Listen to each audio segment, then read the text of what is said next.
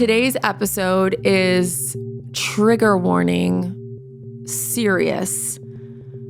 Steven is talking about his recent relapse. It's very raw and emotional. If you or anyone you know is struggling with addiction, help is available. I've also linked some great resources below.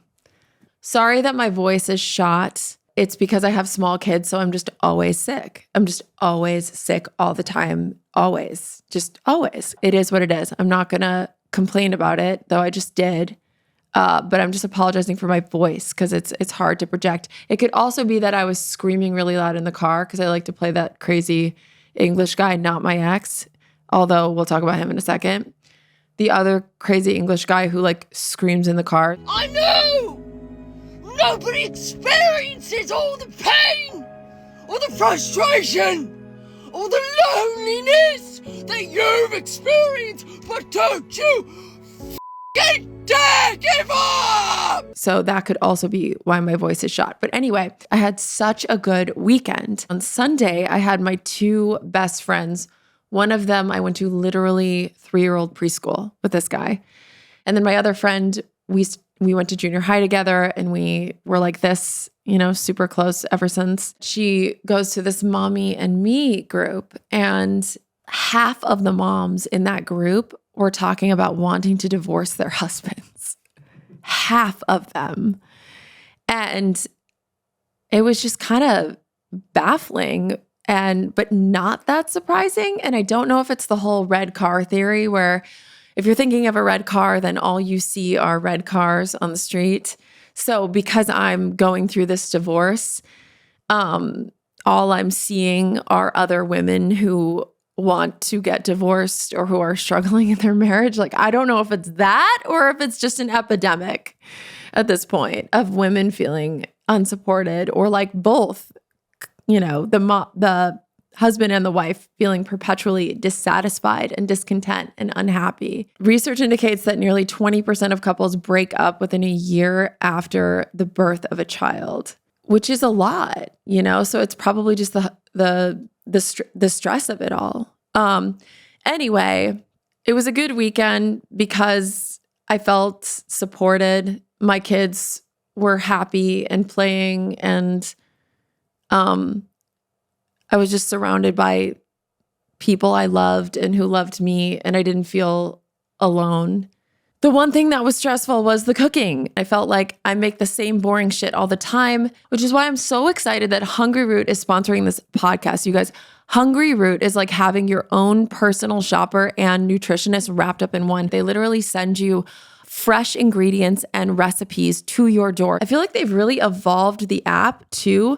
Like it used to just be, I would order, get ingredients for breakfast, lunch, or dinner, but now you can actually get your grocery shopping, your snacks. They have like kids snacks, and it's so specific. Like I'm plant-based, right? So they offer fully vegan meals here, okay?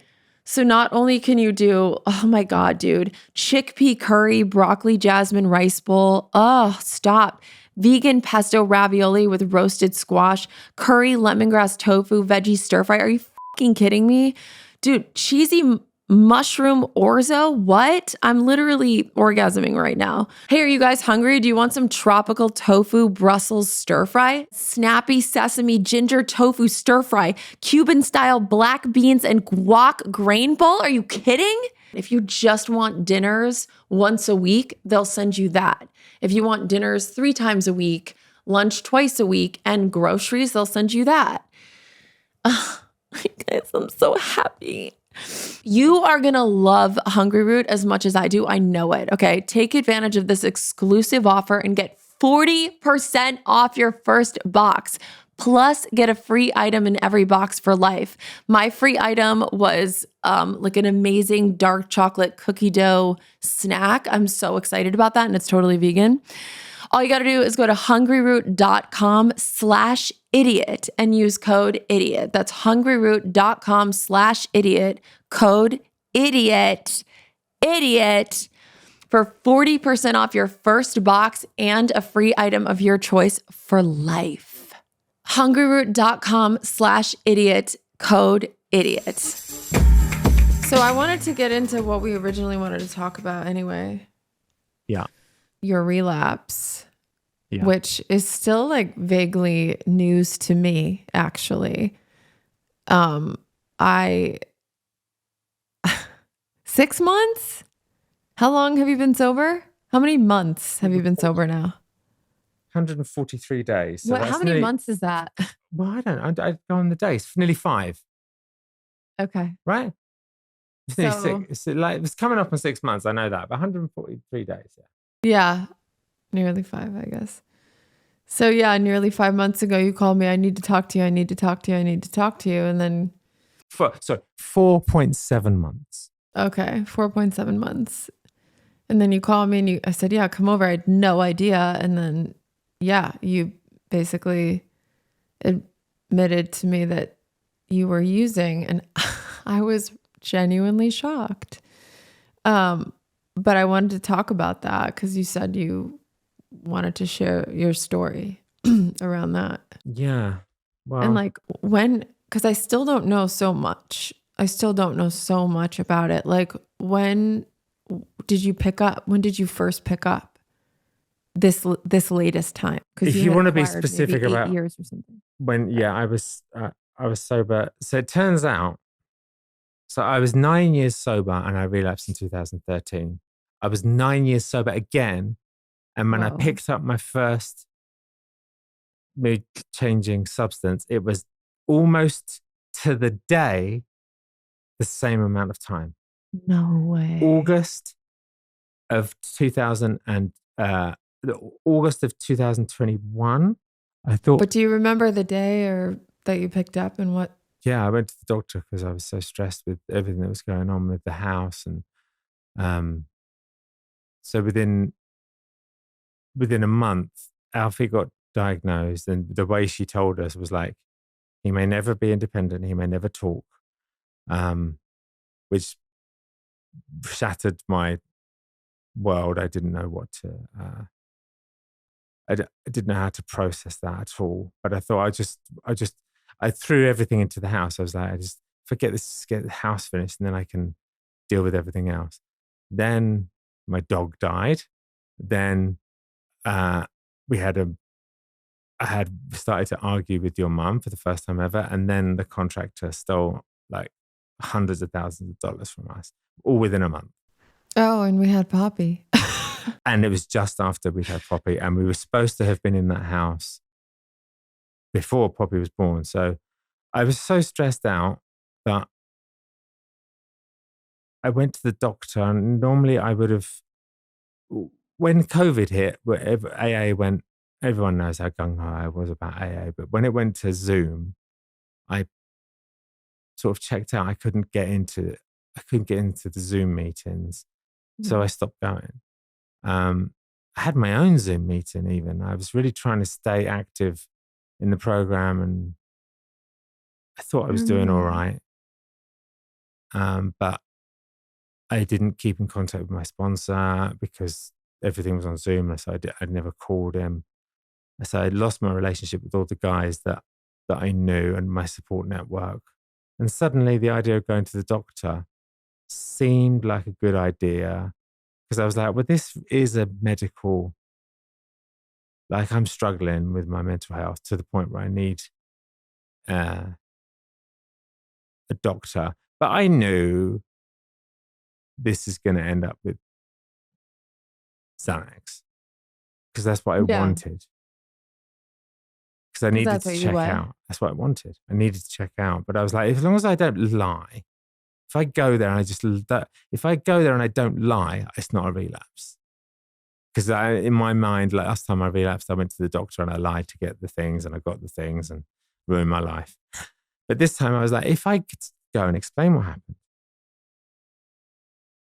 that's not a relapse. So I went and I explained what happened. But I left out the bit about me being an addict. Mm-hmm. And when he offered me Xanax, I was like, oh, yeah, that would probably help. Oh, and also while I'm there, Ambien might be good because I'm having trouble sleeping, which was true. But Ambien led me, I was addicted to Ambien. I know some people think you can't be, but I was in 2013, and I was doing stuff that in blackout that I don't remember. Yeah, in 2013, I remember that. We were living in Santa Monica. 5 or 6 Ambiens at once, and that can kill you. I was literally Steven, taking them. it'd be fucking 1 a.m. in 2013. Steven came out, all right, I'm going to take my bicycle and go to Swingers Cafe. I'll be back. Yeah. And I was like, all right. And again, I think maybe I knew at that point you were using, because I would hear the like pills in the bathroom, and then you come back and you'd be like, I fell off my bicycle. Yeah. Remember that? No. But then like, no, you said no. No, I don't. Do you remember that? So much. No, I was fucking zooted on Ambien and whatever else, but that was crazy. And then God, that relapse was, that was nothing compared to this one. If you really want me to get into really it, that was nothing. I do, because the last one in 2013 ended with you came back and you were like, Laura, I've been using, I chucked everything down the toilet, RIP those fish. And then you started seeing things and hallucinating. And I called someone in the program. They were like, get him to the ER right now. I drove your ass to the ER, and within 5 minutes you were in full seizure. And then you went stiff and like, I literally thought you died in front of me. I started screaming so loud. And the nurses all dragged me out and put me in this room down the corner. And I like literally thought you died. It was crazy. Yeah. Well, if you could imagine it, this was worse this time. Yeah, I don't even know really. And so that started then. Wait, so that was when Poppy was a newborn kind of thing? That's when it kind of started. And what I was surprised about was that I could take it as prescribed. I literally could. And I was like, wow, that's mad. I should have been fully relapsed, because last time I got medical prescription drugs, I was out doctor shopping that week. So this time I was like, wow, I can. It was like manageable at the beginning. It was manageable because it says on the bottle, it says when they take it as required for anxiety. And I was anxious a lot of the time. So I was taking it a lot around the house, a lot. But then when the house was finished, I was able to stop. As an addict, that's crazy. The 2 qualifications for being an addict are the obsession of the mind and the allergy of the body. So suddenly I had the obsession taken away around something that I was massively addicted to. So then I'm like, am I an addict? And has the last 20 years been for nothing? Like, have I been going to meetings for no reason? Because it was manageable for a period. Yeah. So, but I did notice, so I would take them and I would stop. And I would take them and I would stop. Oh, and there was one time before then, I think, no, it was around this time. I also was taking them on flights. So, but that was later. So the timeline is the house gets finished. I'm able to stop, stop using them. So I was having like daily fights with contractors, like 5 or 6 fights a day, which for me is not a natural state. And I can't really, I'm not a confrontational person, but I was having to shout at people, and I was having to do this to get through. So I was taking maybe 5 or 6 a day, 2 milligrams, the big one. Oh, God damn it, but Steven. Then stopped. When we moved into the house, I didn't take it at all. And this was Xanax, right? This is just Xanax. The very thing that literally almost killed you in 2013. So, but I'm talking about having 1 every 3 days to 5 in a day to none. But I have a question for you. Because you kept taking out a lot of cash, and don't fucking lie to me. You were paying. No, wrong. See, you jumped to conclusions, and this is what really annoys me about the way you've handled this. Just be honest. See, that annoys me so much. Then say no. That money was for our house. No, I know. But was it also for drugs? Was it also for drugs? From doctor. And sometimes you have a habit of, you push a narrative on me around this that's not true.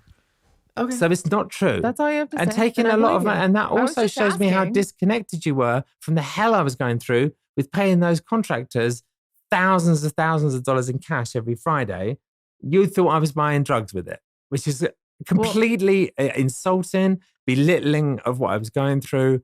And it's just, I'm trying to tell my story and you're like, was that money for drugs? No, I was getting it from a doctor because I was under an incredible amount of stress. And the reason you don't know that is because I kept you away from it. You didn't know what was going on at the house. Sorry. And all I was getting when I was coming back here to the house was you and your mum saying, oh, he's running off from their kids. When what I was trying to do was make a house for the kids from ruins of like someone stealing hundreds of thousands of dollars and trying to keep builders on site, which is hard. Anyone that works in that industry, you'll know that that's hard. So on top of this, I'm getting minimized from you guys at home. And no, I wasn't spending it on fucking drugs. That was from a doctor. So let me tell my story because that's... Sorry. I guess I just was curious. I had that thought because I had no idea you were using at that time. Was paying the house? No, I had no... Of course I knew you were paying the contractors. I just also was like... I wasn't. I was wondering because this is all news to me. Now if I wasn't doing that. Where you are now sitting wouldn't be there. I understand. You made that very clear. And you've made that very clear like many, many times. And because I feel like the whole experience of that, the only person that doesn't think that was a nightmare is you. Of all the people I've told that story, of that period of my life, the only person that would say something like, wait, were you spending money on drugs? Was all that cash the only person that would say something like that is supposed to be the closest person. It's just nuts to me. I need to get past that. Yeah, because I had no idea that you were using. So you kept that from me. And then I asked you, I was just asking if you were using that some of that money, obviously not all of that money, to buy drugs. And now you're telling me, no, you were doctor shopping. Okay, cool. So, no, I didn't say that. Again, you're not listening to me. Or going to doctors. No, you can't doctor shop now. It's against the law. There's a list. There's a computer system that stops you doctor shopping. You go to prison for it. I can't do that. So I was taking... But you act like I was just like sitting back and fucking... Like, kind of were. Around that time. I was literally had a newborn. You had a newborn and your mum was here. Diagnosed toddler. And I was literally making money and working. I never stopped working. I was working in diapers. I was writing my book and I was filming and I never took a break because I knew I had to fucking help fund all of this shit. So I could never stop. I didn't get, there was no break for me ever. And I struggled horrendously with postpartum depression after Poppy, was extremely suicidal.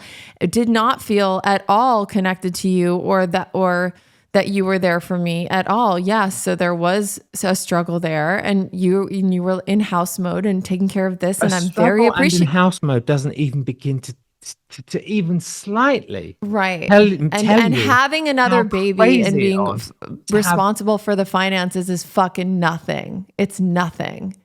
So stop saying I'm minimizing your experience when I had my own struggles. Story. I thought that's what you wanted me to do. We can tell your story another time. Because I asked you if you spent some of the, because you were constantly pulling out cash. And I was wondering, because I know you had talked about the Craigslist, getting drugs from Craigslist. You're jumping like all over. So you tell me the story then. No, I'm not going to tell your story. You know it, so I asked you one question. And I'm telling you one answer. I asked you a question. Oh, great. So keep going. I'll shut the fuck up. Yeah. Sorry. Unless you want to tell the story. No. So... You used to do this to me when we were together all the time, talk over me, filled with company. I would be telling a story and you would just completely interrupt me and talk to everyone in the room. And I'd be like, whoa. And this is one of the reasons that I found being with you hard. Exactly what just happened there. Just steamrolling over what I'm saying and just, anyway. I guess when someone's telling a story, sometimes you want to pop in and ask a question about a specific element in the story. But now I know I cannot do that. So I will not do that. No, it's not when it's something that's about something like this. Okay. I mean, but just jumping in like that was a feature of one of the things that I found difficult being married to you was the interruption and the, especially when we were around friends, and I felt like it completely like emasculated, and like I didn't like well, it doesn't matter what I'm saying because you just got your you say what you want to say, but Yeah, my entire family's like that. We tell stories, we hop from thing to thing. We have like 4 stories going at once. My mom's telling a story and then that hops into, oh my God, and then that, remember this time, and it's fucking chaotic. but it's So, different when you shut down someone who's talking about something else. all right. Well, I'm sorry I did that, and I'll work on that. And we have talked about this before, and I feel like I got better with it. No, you didn't. I talked about it. I talked about it a few times. I was good about telling you. I was like, can you stop doing that? Mm-hmm. Are you saying like since we've been divorced, or? Well, I don't hang around with you and your friends now, but I'm sure you still do it. I'd be surprised if you didn't. But, Okay. I mean, you just did it then. But anyway, get past that. So I was taking them as prescribed. You can only have 30 per month. You can't do the doctor shopping that I was used to before. So, and I was surprised myself. And then I started questioning, am I an addict to doctor prescribed pills really, if I can take them and not have the mental obsession or the allergy of the body? So when the house got finished, I'd stopped taking them. But the thought was still in my head. Remember when you could just check out, but it was fine. But I didn't do it. But it was always there. It was stuck in my head. And sometime around when your aunt died, sometime around then, and I can't remember what it was. I think moving into the house didn't, in my head, I was like, when we move in here, my life's going to make sense and everything's going to be fine. And we're going to deal with Alfie and everything's going to be fine. And I was in charge of dealing with Alfie, getting him all the services. So I had all that so I was like, what? So when I get the house, when they get Alfie all the help he needs, everything's going to be fine. And I'm going to put all this together, fix all this, and it'll be fine. And it was fine for a while. I can't remember exactly what happened, but I remember at one point I was thinking maybe you're not an addict, and then also at the other time I'm thinking I'm spiraling down into like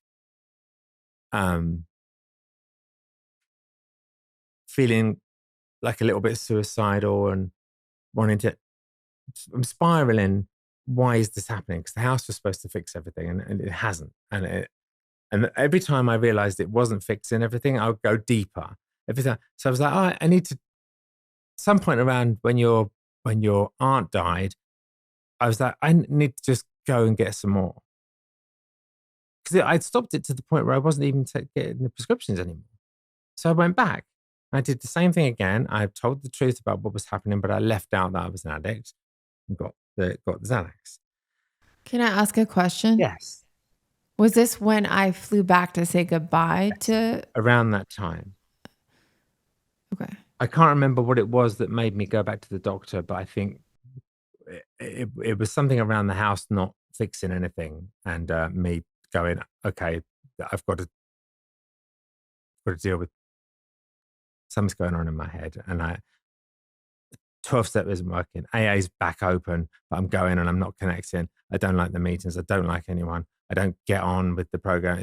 Is the program a load of bollocks? Like, is all this stuff work?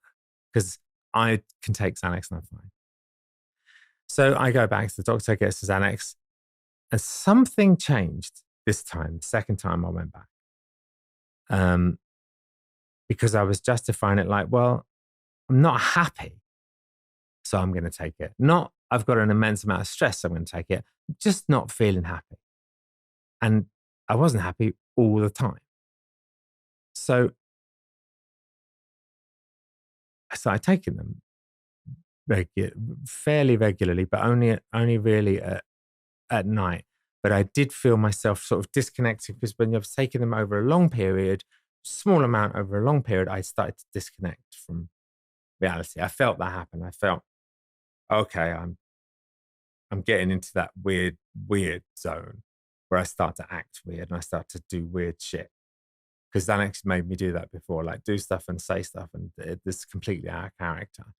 And that hadn't happened when I had it before, but I started to feel it around when you flew back.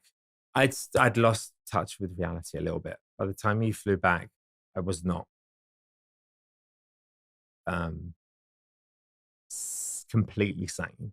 Like, I struggle with sanity anyway. Like my grandma on my dad's side was actually lived in a mental asylum. Like, it's not like it's runs in my family deep, and his brother committed suicide. Like, I have a lot of like profound mental illness. Like, I know everyone these days has mental illness, but this is like institutionalized mental illness and suicide and stuff.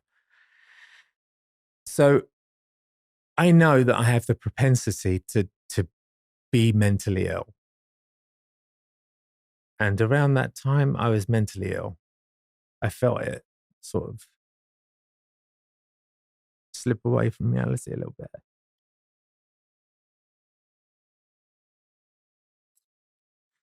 So yeah, I wasn't myself around that time. And I met a guy from rehab who can relapse in. And in one of our meetings, he said, there's certain code words you can say on Craigslist to get drugs. I'd asked him, like, how do you get these drugs? And he told me those words, and I was like, you fucker. Now you've told me that. And I've lodged it away in my brain. This was like years ago when this happened. I'd lost touch with reality. I was really struggling with Alfie being autistic, and just realizing that he's not going to speak, and you do walk into a room and he wouldn't like respond to you, which now I realize is just a feature of autism, and it's not a thing to be judged. But at the time I was like, he doesn't love me, blah, blah, blah, self-pity. So I was just taking them all the time. And I thought to myself, I'm going to just kill myself. That's what I'm going to do.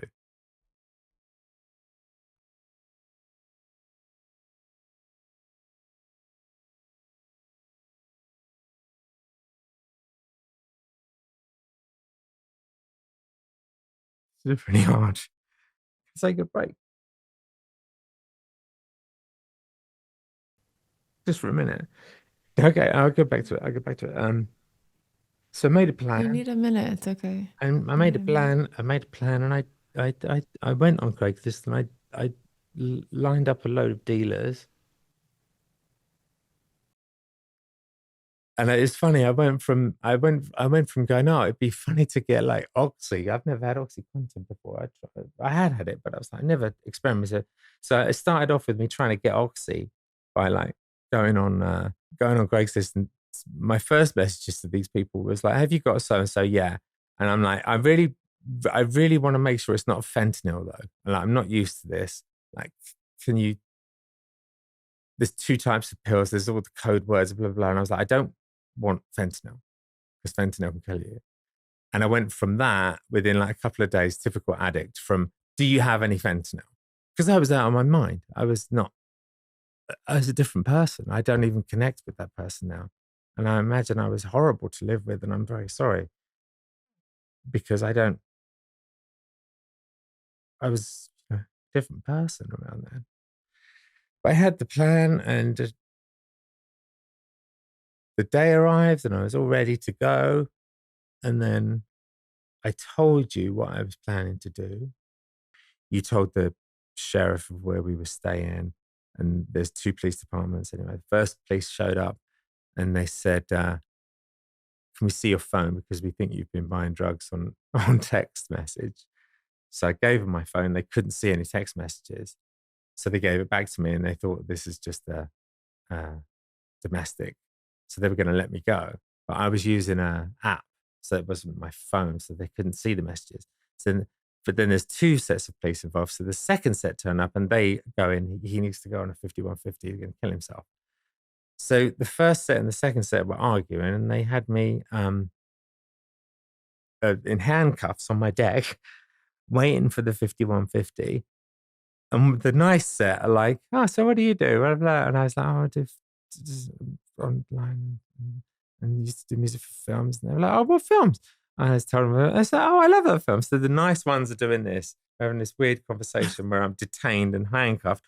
And the horrible ones are literally walking up the road, saying as loudly as they can so that the neighbors hear what's been going on. I don't know why they went out there to do it. So anyway, they couldn't get in contact with the psychiatrist that has to sign you into a 5150. And at some point in that debate, I decided I couldn't do it for Alfie and Poppy. I was so shocked by what I'd done, I stopped taking drugs completely. Like I didn't meet those dealers and I didn't do anything. For a while, for months. And I wasn't going to meetings and I wasn't and I was fine. So I was like, oh, I'm definitely not an addict, turns out.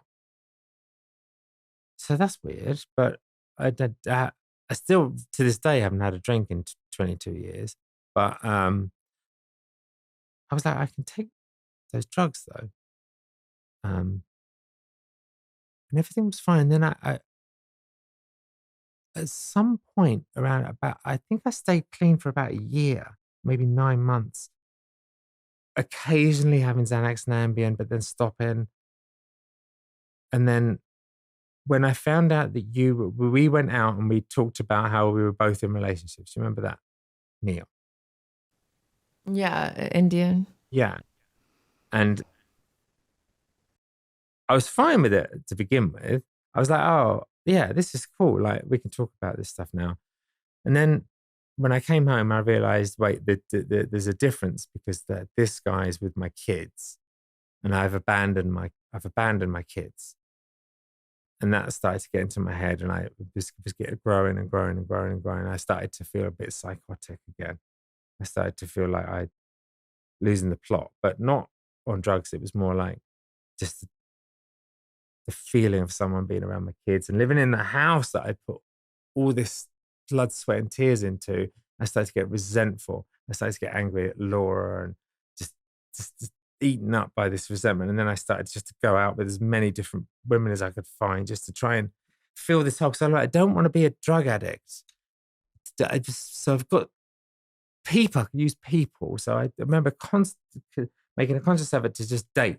So sex, that they call sex addiction, but I'm still on the fence about.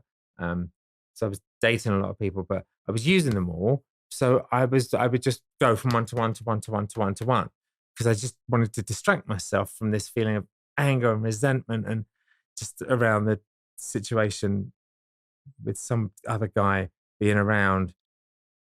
So I did that instead of taking drugs, and that worked for a while. And I got into a fairly serious relationship, and then I started to take drugs again. In this, the girl that you know about, I started to take. I started to take drugs again. First from a doctor, and then within a week, I was doing the Craigslist thing again.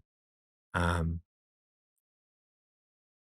I went to London high, like I was kind of out of control. I was just doing them all the time.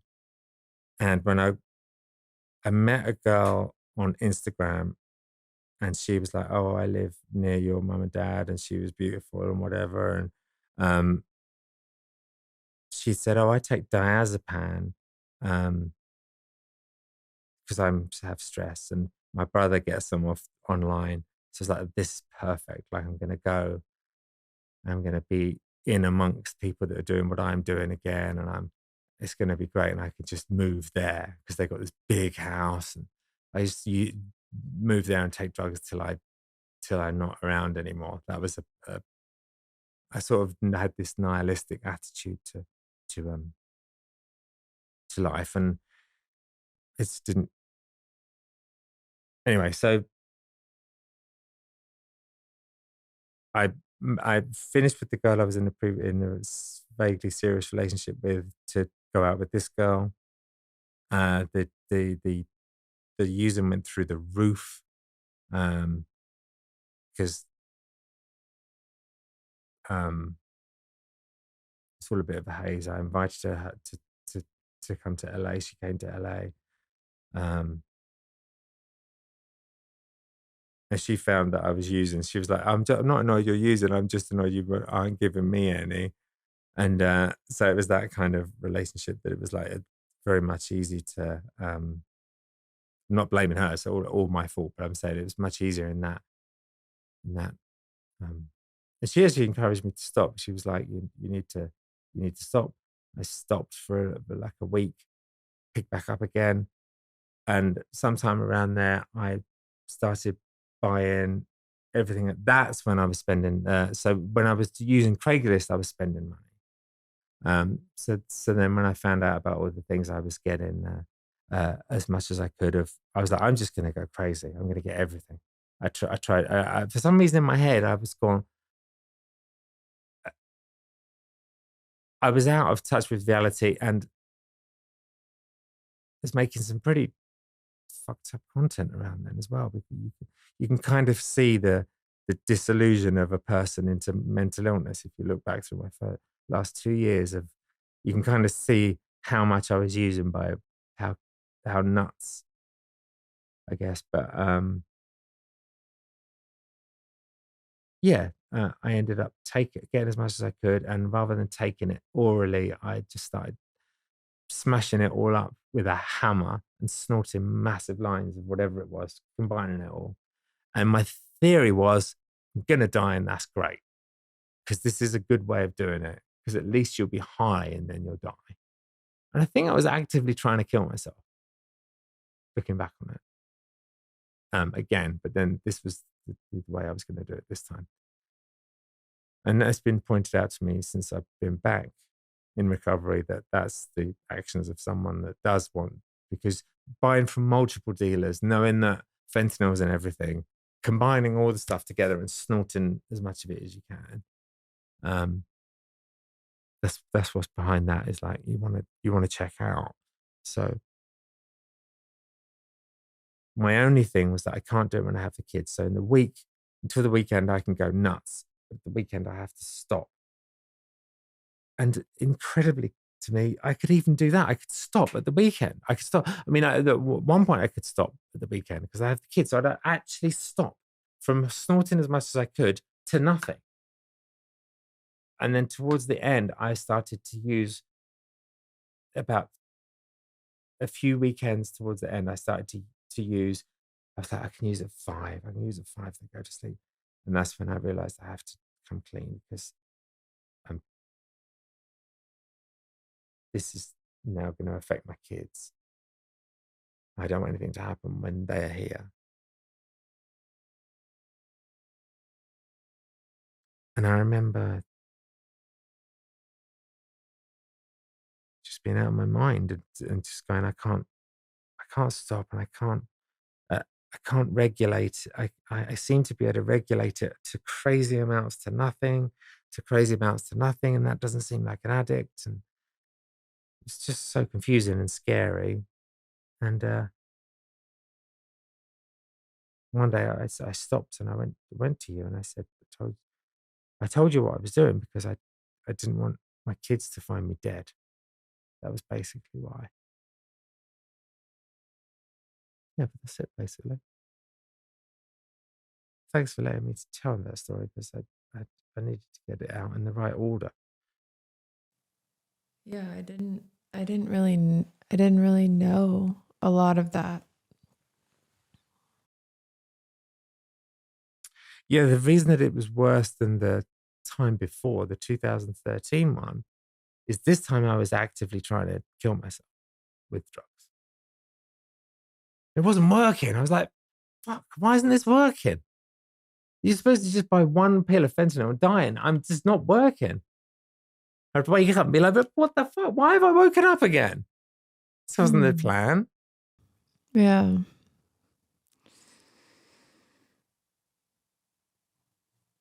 Yeah. I don't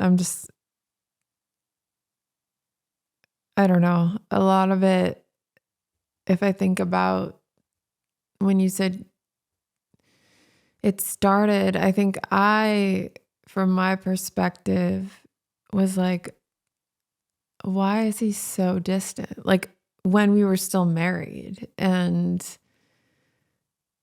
Poppy was a newborn and Alfie had just gotten diagnosed and like we were chaotic and crazy, but I felt like a big distance from you and I didn't understand it. I was like, oh, he stopped loving me. Got it. Okay. And then I was like, I guess I could deal with that. And I just kind of kept going through the motions of like caring for a newborn and like my career and making money and being a mom, and just kind of like accepted that maybe you fell out of love with me or something. I didn't realize, and maybe you had, No, I hadn't. but I was. Yeah. I talked about that. There's a point for me where I can be I can dip into with drugs, proper mental illness, where I do actually become a different person. It's like and that's what happened when we moved in. I remember that in 2013. I think it felt happened the same way. Yeah, I think it happened. I think I started to disassociate from the family right away. Looking back, as soon as I started, the doctor prescribed. Yes. Even though I was able to stop, I feel now looking back that I was a different person. The minute I took the first one, I probably changed. Yeah. Yeah. And so I think that probably was partially a reason for my really bad postpartum depression with Poppy, because I did feel very alone during that time with the kids. And like, I don't know. But I didn't know. I didn't know you were using it. And then when my godmother, my Aunt Denise, who is actually responsible for my sobriety, like she's like the one sober person in my family on my dad's side. And she was the one that told me, helped me get clean and sober and all that. So she was like a second mom to me. But when I flew back to say goodbye to her because she was dying, like I remember when I came back from Chicago and you picked me up from the airport, I remember it was really strange because I was like, where's the hug? I remember I got in the car and you were like angry at me because some video didn't get enough views, or like you were like mad at me about some bullshit. And I was like, what the fuck? Like, and there was just like no love whatsoever. And there was this distance. And I just was so confused because I was like, where are you? Where is he? Like, where did he go? But I didn't think that you were on drugs, I didn't think that. I just thought you were distant and like hated me, I guess. That particular weekend was the first time I because you weren't there, so the wheels probably came off a bit more. Yeah. And I was just utterly confused. But then I was kind of like, it is what it is. So we just kept going. And then I like went to our office to record a song about an alligator. And because at the time we had produced a show for toddlers, because we had a 1 and a 3-year-old. So like all we were watching was, fucking Blippi or Miss Rachel or, fucking, I don't know, all the YouTube kids shows. And I was like, man, what about an actually funny kids show with actually good music? Like I could write the comedy, Steven could write the music. We could make something really cool for little kids. I want to make a show for our kids, And so we did. We took my Pamela character and we made this show for toddlers. And it was so fun, making like a potty training song and a, phonics song and all that. And just, it was great. I loved it. But But I was going over to your house, or to what's your house now, but what was the studio, to record a song about a sassy alligator. I didn't know that you were high, actually. I just thought you had lost it. And then, yeah, yeah, that was kind of the beginning of the end, really, is when I came back. Yeah. When I came back and discovered something and then confronted you. And then that's when you told me you were going to kill yourself, and that it's all my fault. Well, yeah, that's why I wanted to get into that. Okay. Because it ties into when that's funny because the argument we had on this podcast is all related to that. The argument we had on this podcast is so tied into what we're going to get into now, and everything. Actually, it's just I opened my eyes. That's around the time when we separated. The police were called and we separated. I told them, I said, look at Craigslist. I was terrified you were going to do it. I didn't want you to kill yourself. And like, they freaking didn't find it, huh? Because it was on an app. My text. And then we separate. And then I get a freaking call from my friends. Are you okay? Is everything okay? I said, how do you know? I didn't tell anyone anything. And they were like, oh, you should, Stephen posted a video, saying what happened. And I was like, what? What? That was drug. That was definitely drug. Right. And I was like, what the fuck is happening? It was like Stephen posted a video saying he tried to unalive himself. Oh my God. At that point, I said, we need to separate. You need to get help. You need treatment. I didn't feel safe. Mama bear instinct kicked in. Yeah, and then you did the right thing 100%. And then you were like, I understand, left, went to bed. The next morning, my friend goes, is everything okay? Oh my God. I said, what now? Look on YouTube. There's a video. I separated from my wife. Yeah. God damn it, Stephen. It's not defense. I regret doing that. I regret doing all that. But we were so used to vlogging, and I've said this on my own channel and stuff. It's like when after the police left, I didn't know what to do. I was like, what do I do? Like, I'm supposed to be dead now. Right. What do I do? And the only thing that we used to do was make videos. Yeah. Just made a video. And it did actually make me feel better, to be honest. But then I got all the people reaching out saying this video helped me not do it. And then I was like, oh, I need to keep going now. Yeah, and that you did. And I didn't know the full story. I didn't know you were using. I just knew that everything was being sort of publicized online, and I was very confused. And I felt, again, like I did not know you and what's going on. It was an insane time. But that's really just truly the beginning. But you said that you don't think you didn't know me. Those videos were very, very much like me. Like you knew me then. There's videos later that you say that about, which we'll get into, because I mean you can tell when I'd stopped. You can tell when I was high and when I wasn't very clearly from. No, because even though, yes, we were always vulnerable online, we kind of had a little thing where we would talk to each other and say, hey, is this okay to talk about or say? Gone because we weren't together. For like 2 hours.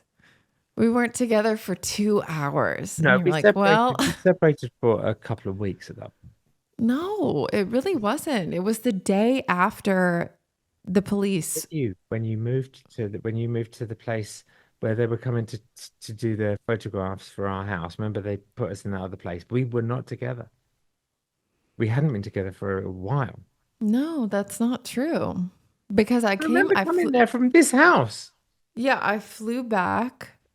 I flew back home after my aunt, and then the confrontation happened probably that week.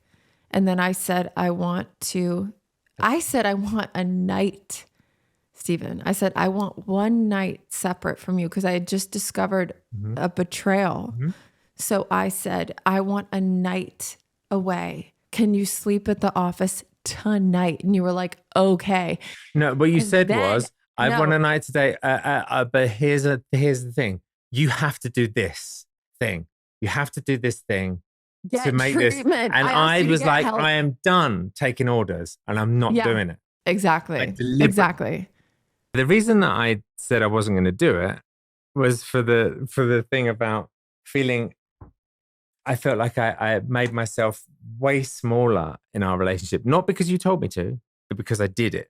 And I let you take over and I let you just like with the friends thing. If you would talk over me with the friends, I would make myself small. I go, oh, no, you got to shrink down. And it was the first time in my life when you said, you got to go and get a treatment. I was like, no, I fucking don't. And I'm not doing it. It was the first time that I I needed to stand up I needed to stand up for myself. And that ultimatum was me saying, I'm not going to do it, what you say. Right.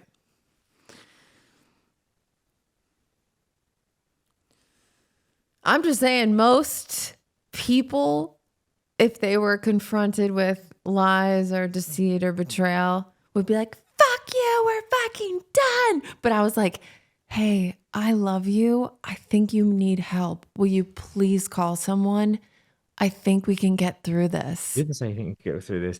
And it was. I did. And I was so proud of like how the fuck calm I was. And that I just wanted you to get help.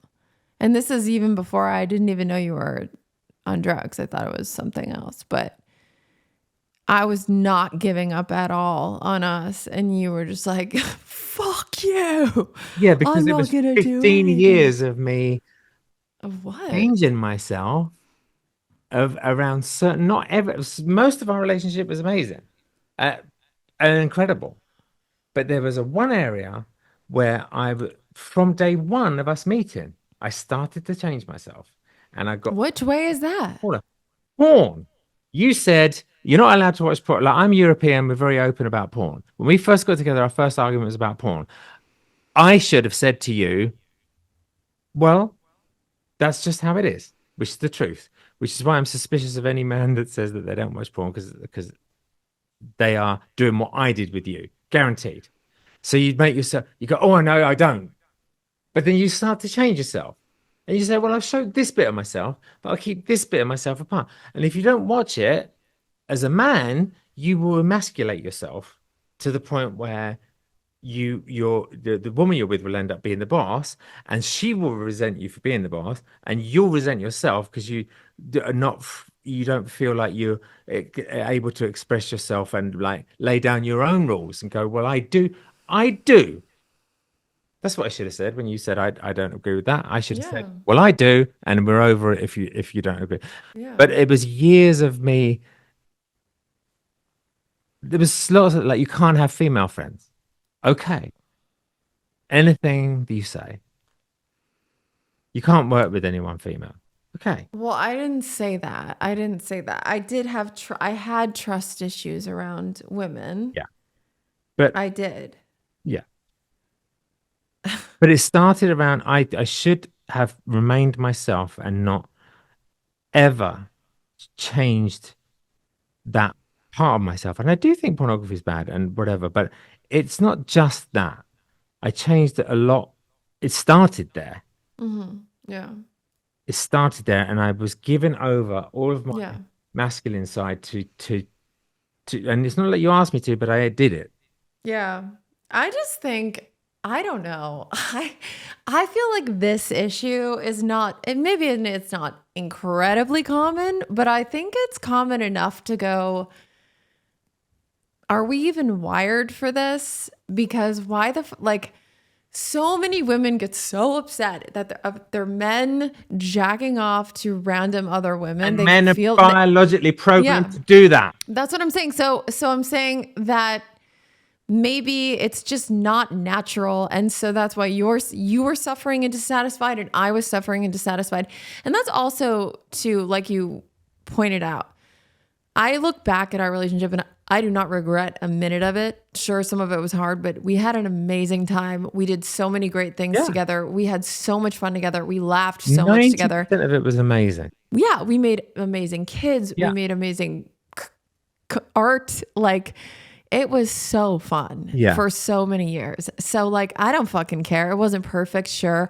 We sucked at arguing. Terrible. I was anxious. You were avoidant. I was jealous. You were passive. It, like, just whatever. We weren't that perfect. passive thing is over. That's the one good thing that's come out of this. There's nothing good come out of this relationship splitting up, as far as I'm concerned, except that I'm no longer passive, and I've gone perhaps the other way a little bit too much. But I don't. Yeah. I never let that happen again. Yeah. And if you feel like that is happening in your relationship, as a man, you'll end up. I feel like most men shrink themselves down and stay like it. Yeah, maybe. Forever. The idea of marriage to me, though, again, getting married again is so unappealing, I have to say. It's so unappealing. You're so easily talked into anything. No, that's not true. It is. It's really not. I can see you being talked into it by it. No.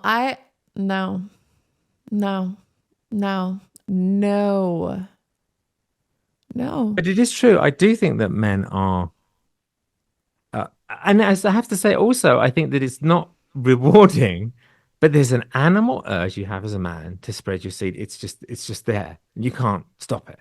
And porn is a way. Well, you can stop it. You can stop it. You can have some urge. You can have fine, but you don't have to act on it. No, but that's you not can have discipline. That's not acting on it, but that's not stopping it. Okay, you can't stop it. Every single man has a biological limbic system that's wired to have sex with as many women as you can. And what we do in civilized societies, we don't do it. Yeah. And that's why a lot of married men watch porn, because it's a way that you can do it, but not be doing it. Sure. But unfortunately, sometimes that can hurt a relationship. Sometimes. And then sometimes it doesn't. And people can do it and it's normal. And no, well, would you rather they be doing it in real life then? I don't know if it's that black and white. I think it definitely is that black and white, because men and women are we have a limbic system that no one wants to talk about. That's just, it is that any man that says they don't want to do that. Variety too, though. Yeah, but it's not when you look back at where we come from, it's that you can't argue with those biological limbic lizard brain things with that. You can't take those away from a person. Okay, fine, but like, just the same way you didn't want to stop looking at porn, I don't have to like it. Like, I don't have to like it. And so what that it was private? I mean, that wasn't why we divorced, but I guess that you having to repress that side, you weren't really repressing. No, I did it secretly. It, I guess. Yeah, which is what you probably have in ever. If you're so, and I'm not going to say anything, but I'm saying that's what's happening now. If he's telling you, I'm telling you. Is what? I'm not saying anything. Whatever. I don't care at this point. I'm so over it all. Look, we have 2 amazing kids. We do. And I have a really fun life. I've got amazing friends, good family. When you and I aren't at each other's throats, we have a good co-parenting relationship. When we do. I think we do. Yeah, we do. It has not always been that way. And that is another fucking episode. But this whole... I think there's an episode, and that's why I wanted to talk about a different episode about the the porn and the men and the women, the way we just I can't speak for women, I'm not a woman, but I can speak from a man point of view, and have it now. I've got a lot of very close male friends, because thank God I'm back in the program. I know for a fact that we all are basically the same in that way. I'd never met a man who isn't like that. And men are going to hate me for saying this. So then why is monogamy even a thing then? And so think you're Because a gonna lot be of with one men person for the rest of your life. will repress that urge. Mm-hmm. Right, and then they're just miserable, or what? No, I don't know. I don't know. But I mean, maybe as the great poet once said, most men live a life of quiet desperation.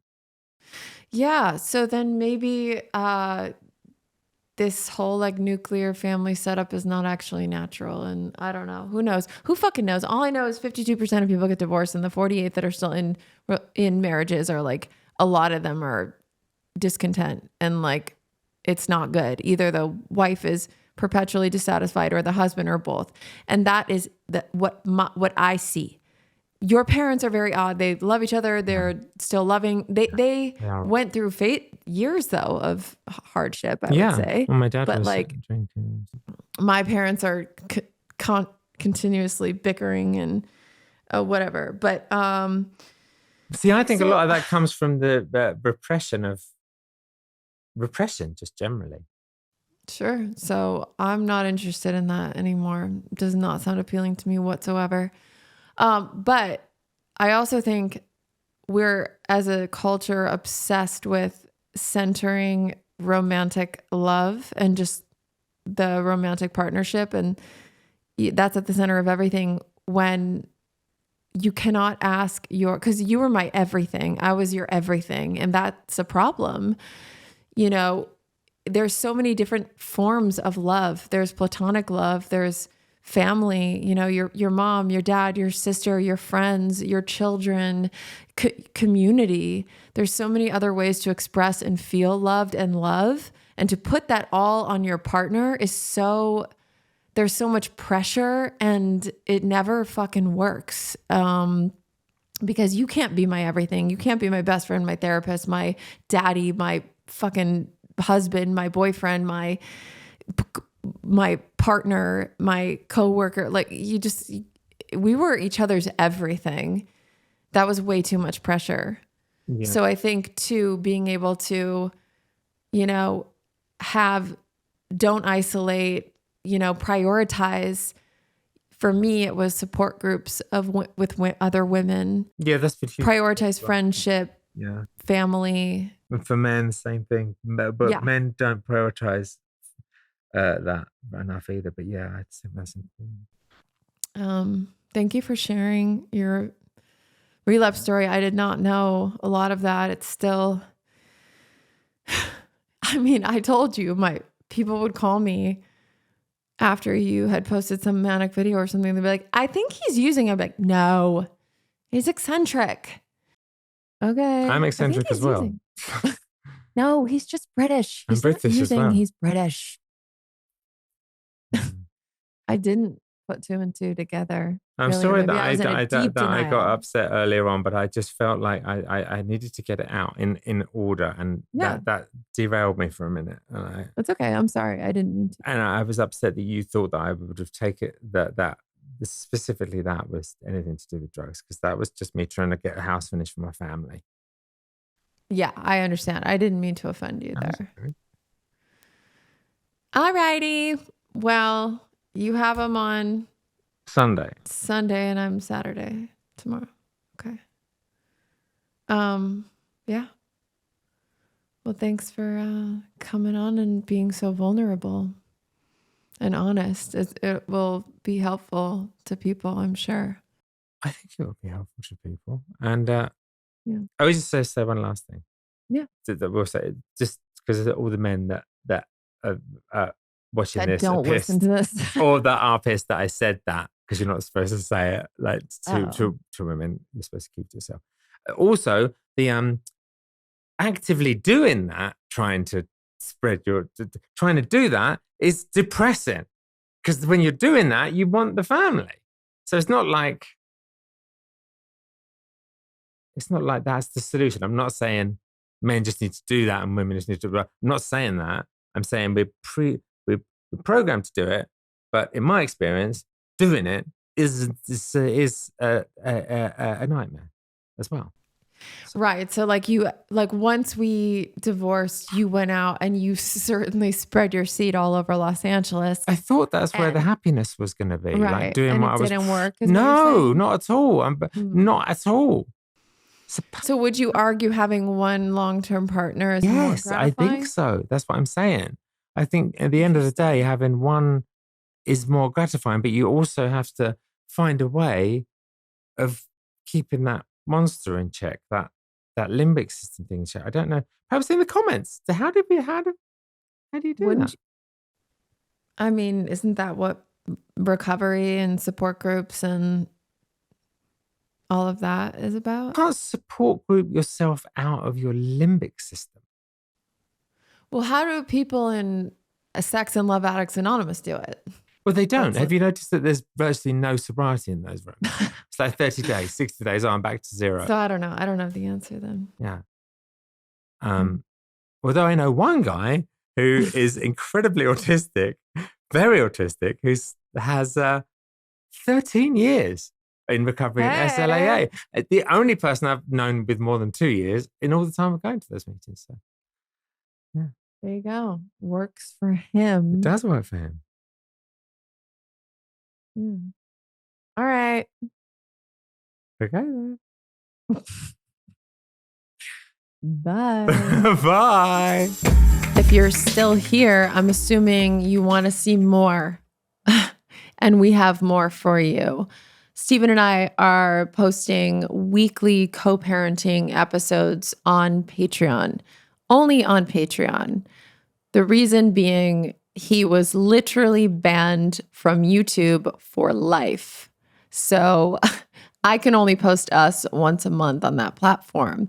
The other 3 weeks of the month will be on Patreon only.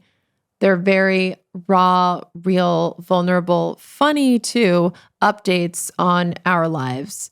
We talk about dating after divorce, addiction, recovery, being divorced, all of it. We don't hold back. That's all on Patreon. I've linked it in the description below so you can subscribe for weekly co-parenting episodes. On top of that, I also post the full extended versions of all my podcast episodes. So if you'll notice, I only post chapters of interviews. On YouTube, you get the entire full-length episode unedited on Patreon as well. I'll also be going live on Patreon and interacting with you guys, bringing you into the room, getting to know you as well. So make sure to subscribe to my Patreon. Again, it's in the link in my description. I'd love to hear your thoughts and comments below. And again, if you or anyone you know is struggling with addiction, help is available. I've also linked some great resources below. Okay, until next week.